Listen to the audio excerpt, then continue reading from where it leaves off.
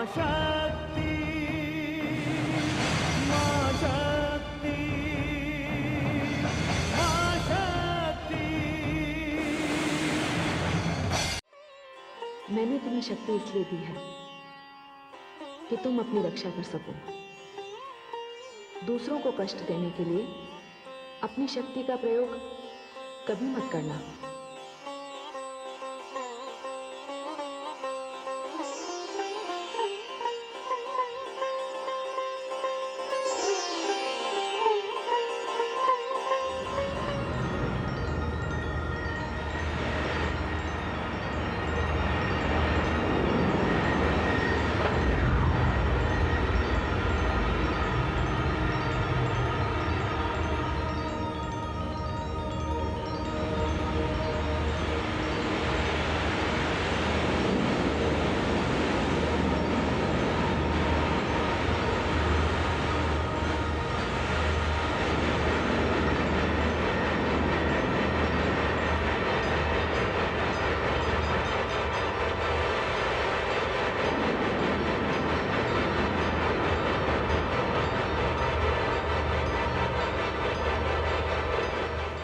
मित्र, ये तो चमत्कार हो गया।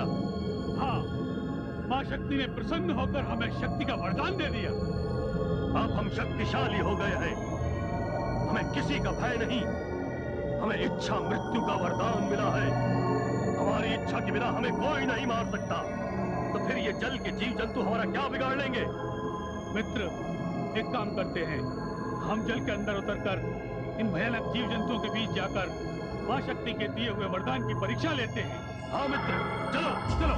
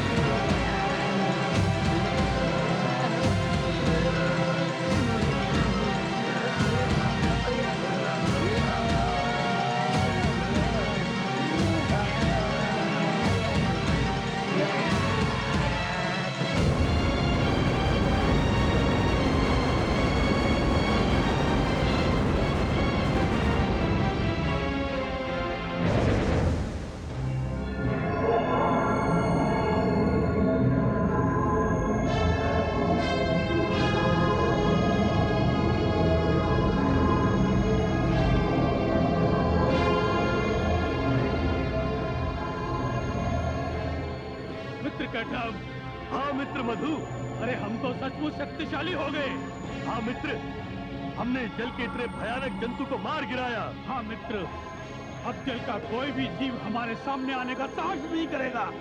हाँ मित्र, अब हमें इस कान में निवास नहीं करना चाहिए। ठीक कहते हो बंधु, अब हमें कोई उत्तम स्थान चाहिए। उत्तम स्थान? ठीक कहते हो मित्र, क्यों ना इस सोए हुए विष्णु को हटाकर इस शेषनाग की शैया पर अपना अधिकार कर ले। हाँ, बड़ा ही उत्तम विचार है बंधु। आओ।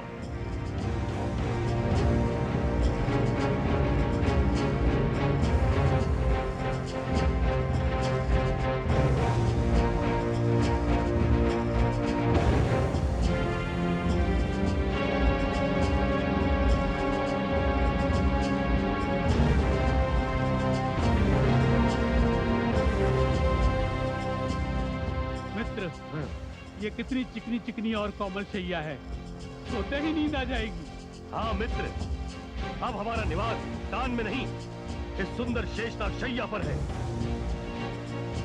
परंतु मित्र, ये तो अभी तक गहरी निद्रा में सो रहा है। हाँ, इसे जगाकर यहाँ से हटने को कहते हैं। हाँ, ए विष्णु, जागो निद्रा से। उठो यहाँ से, अब तुम्हारे स्थान पर हम रहेंगे यहाँ। अगर तुम नींद से नहीं जागे, तब तुम्हें उठा के बाहर फेंक देंगे। रुक जाओ, तुम लोग किस नीच प्रकृति के हो? मेरे जिस स्वामी के कानों में तुमने आश्रय लिया, उनके प्रति तुम्हारा ये दुर्व्यवहार, यदि मुझे ये ज्ञात होता तो मैं तुम्हें कभी उस भयानक जलचर से न बचाता। यदि अब तुमने मेरे स्वामी की योग निद्रा में बाधा डालने का प्रयास किया, तो परिणाम के उत्तरदायी तुम स्वयं होगे। अरे जाओ, पहले हम दुर्बल थे, शक्तिहीन थे, किंतु अब हमारे पास अपार शक्ति है। देखो हम किस प्रकार तुम्हारे स्वामी को इस सुंदर शैया से उठाकर सागर में फेंकते हैं।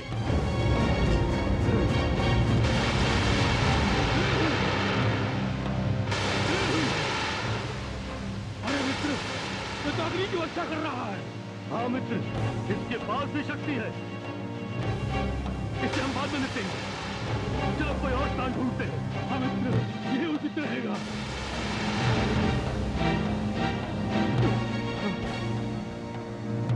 वो देखो मित्र, वो ऊपर है ना देखने की वस्तु।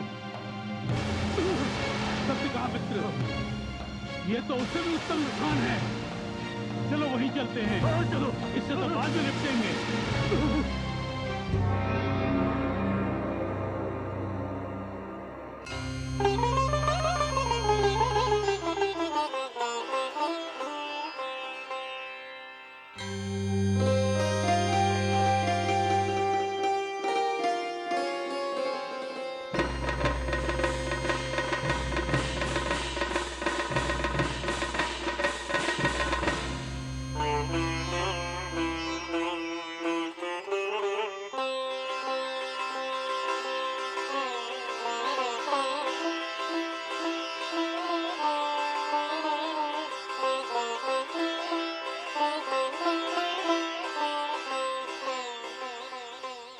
हे आदिशक्ति, यह आपने क्या किया?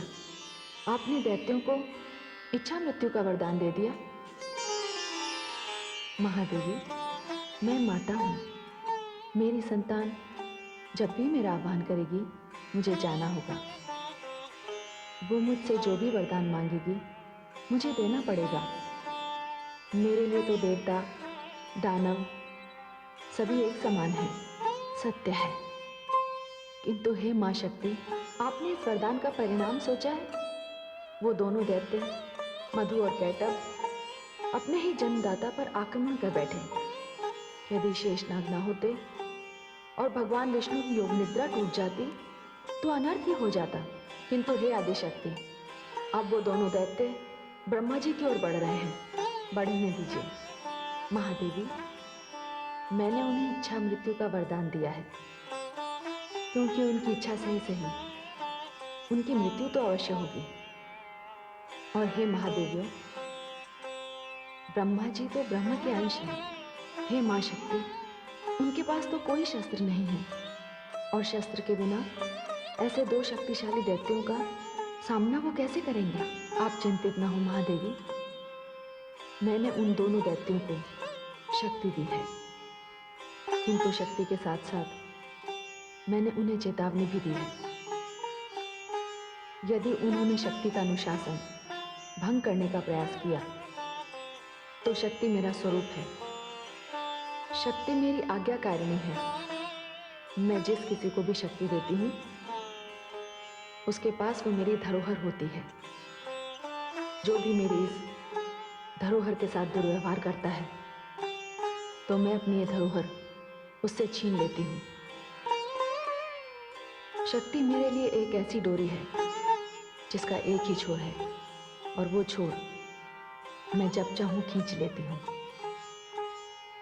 प्रारंभ चाहे किसी के भी हाथ में हो, अंत मेरे हाथ में है। अब आप देखती जाइए कि ब्रह्मलोक में क्या होता है।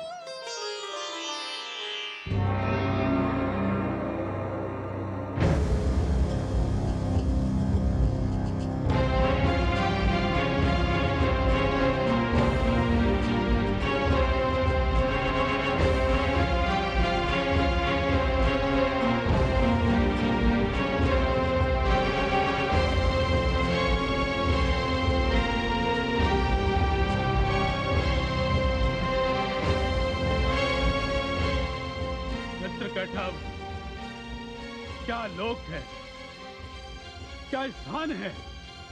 हाँ मधु, ये अकेला व्यक्ति इतने बड़े स्थान में और इतने सुंदर आसन पर बैठा है,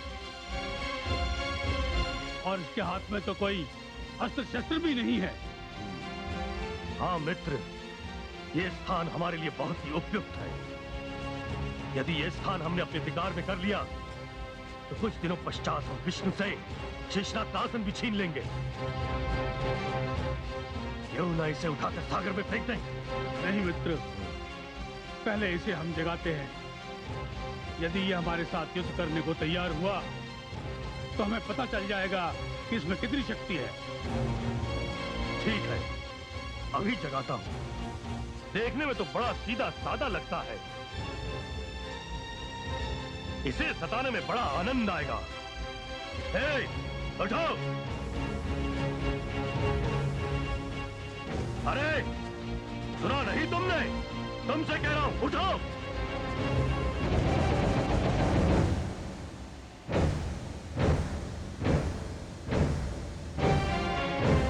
कौन हो तुम दोनों? आदर से बात करो।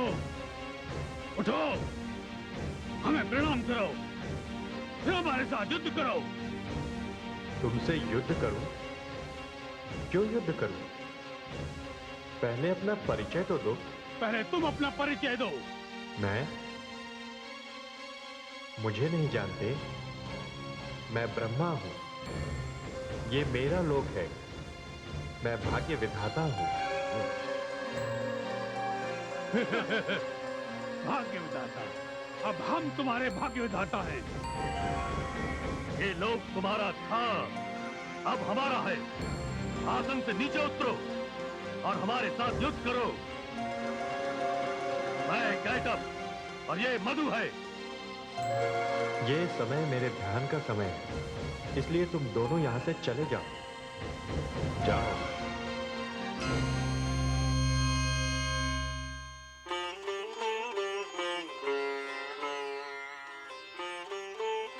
हे स्वामी, ये दानव भगवान विष्णु के कानों से निकले हैं, इसलिए इनसे युद्ध करना व्यर्थ है।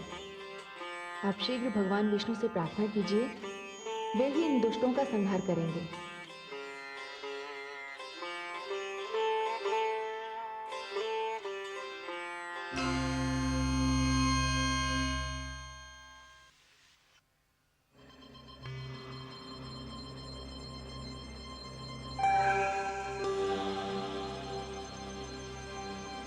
मैं तुमसे अंतिम बार पूछता हूं, आसन से नीचे उतर के हमारे साथ युद्ध करोगे या नहीं?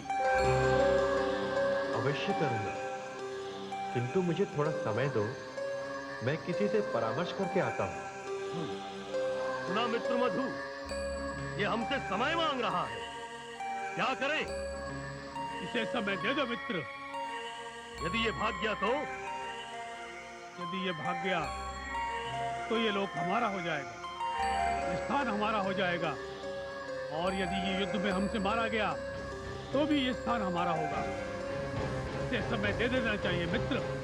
ठीक है, सुनो, क्या नाम बताया तुमने अपना? अरे हाँ, ब्रह्मा। जाओ, हम तुम्हें 1 प्रहर का समय देते हैं। बड़ा उपकार किया आप दोनों ने।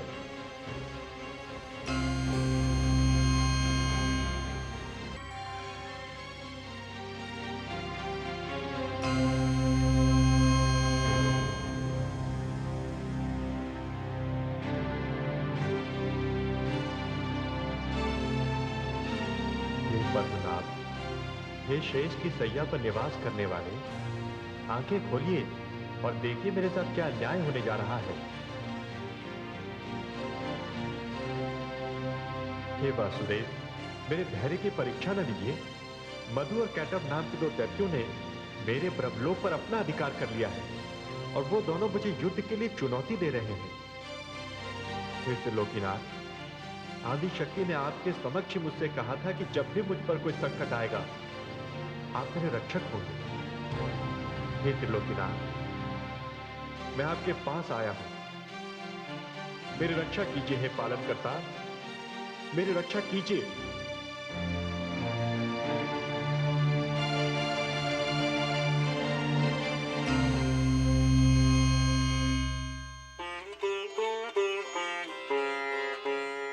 हे स्वामी, मैं आपकी शक्ति सरस्वती आपको इस संकट में नहीं देख सकती।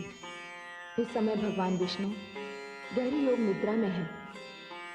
आप आदि शक्ति का आह्वान कीजिए, क्योंकि आदि शक्ति ही योग निद्रा है, जो भगवान विष्णु के नेत्रों में विश्राम कर रही है।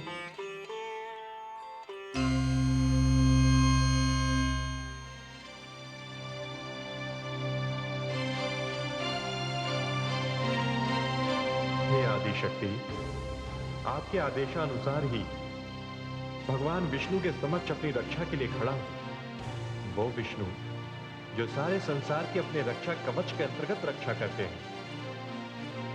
यदि आपने इनको निद्रा के वश में कर दिया तो मेरी क्या गति होगी? आप निद्रा बनकर इनके नेत्रों में विराजमान हैं। मेरी रक्षा कीजिए, इनके नेत्रों से बाहर आ जाइए, क्योंकि वो दोनों दैत्य किसी भी समय यहां आ सकते हैं। मेरी रक्षा कीजिए आदि शक्ति, रक्षा कीजिए।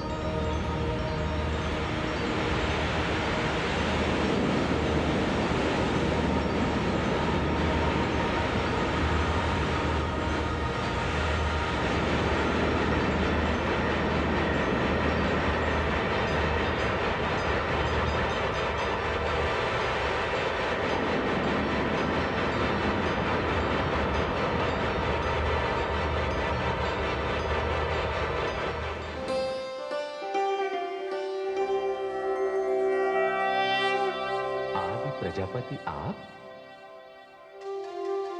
आपके मुखमंडल पर चिंता की रेखाएं कह रही हैं कि आप किसी गंभीर समस्या में उलझे हुए हैं। हाँ, आपने सत्य कहा पद्मनाभ। 2 दानव मधु और कैटब मेरे ब्रह्मलोक में आ गए और उन्होंने उस पर अधिकार कर लिया। क्या? हाँ त्रिलोकीनाथ, वे दोनों मुझसे युद्ध करना चाहते हैं। माता आदिशक्ति ने मुझसे कहा था कि संकट के समय मैं आपसे सहायता मांगू। मेरी रक्षा कीजिए हे त्रिलोकीनाथ। चलिए ब्रह्मा जी, मैं आपके साथ चलता हूं, देखता हूं कि वो कैसे दानव हैं